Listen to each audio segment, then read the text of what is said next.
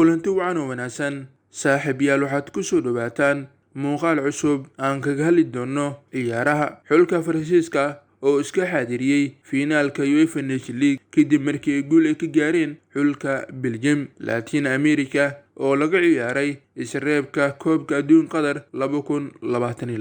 ciyaartii xalay ay wada ciyaareen Faransa iyo Belgium maxaa laga diiwaangeliyay?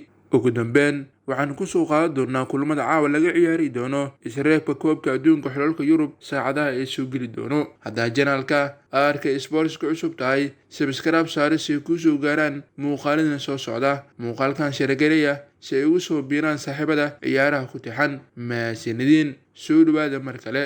Belgium iyo Faransiis ayaa isla ciyaaray semifinalka UEFA Nations League. xulka Belgium ayaa qaybta hore ciyaarta wuxuu ku hogaaminayay 2-0.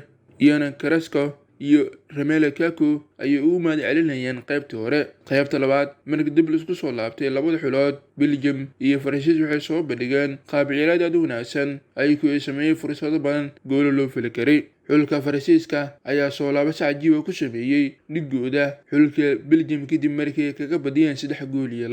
saddexda gool xulka Faransiiska wuxuu ugu mahad celinayaa Benzema, Mbappe iyo Theo Hernandez. Theo Hernandez ayaa dhaliyay goolkiisii ugu horeeyay xulka Faransiiska kadib markii xulka Faransiiska soo laabasho cajiib ay ku sameeyeen xulka Belgium.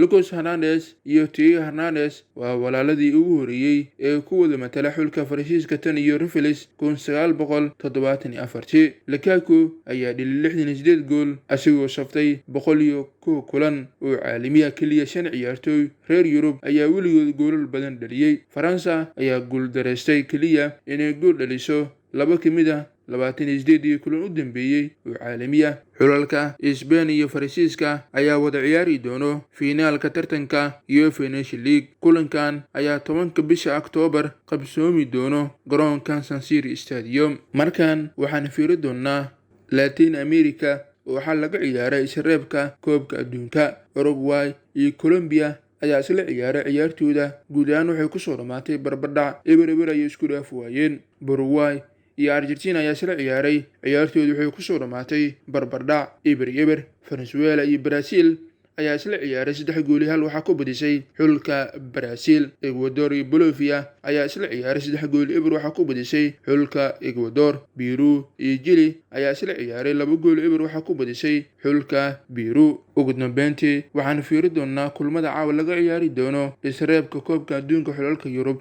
Wales vs Czech Republic ayaa isla ciyaari doono ciyaartoodu waxaa la daawan doonaa 3:45. Germany vs Romania ayaa isla ciyaari doono isla waqtigaas ayaa la daawan doonaa 3:45. Latvia vs Holland ayaa isla ciyaari doono 3:45 ayaa la daawan doonaa. Turkiya vs Norway ayaa isla ciyaari doono 3:45 ayaa la daawan doonaa. Ruushka vs Slovakia ayaa isla ciyaari doono isla waqtigaas ayaa la daawan doonaa. Armenia vs Iceland ayaa isla ciyaari doono isla waqtigaas ayaa la daawan doonaa. Croatia vs Belarus ayaa isla ciyaari doono isla waqtigaas ayaa la daawan doonaa. waana kulamada caawa laga ciyaari doono isreebka koobka adduunka Qatar 2022. saaxiibayaal waxaad fikirkiina ka soo dhiibi kartaan xulka Faransiiska oo soo laabasho cajiib ku sameeyay xulka Belgium wuxuuna finaalka la ciyaari doonaa xulka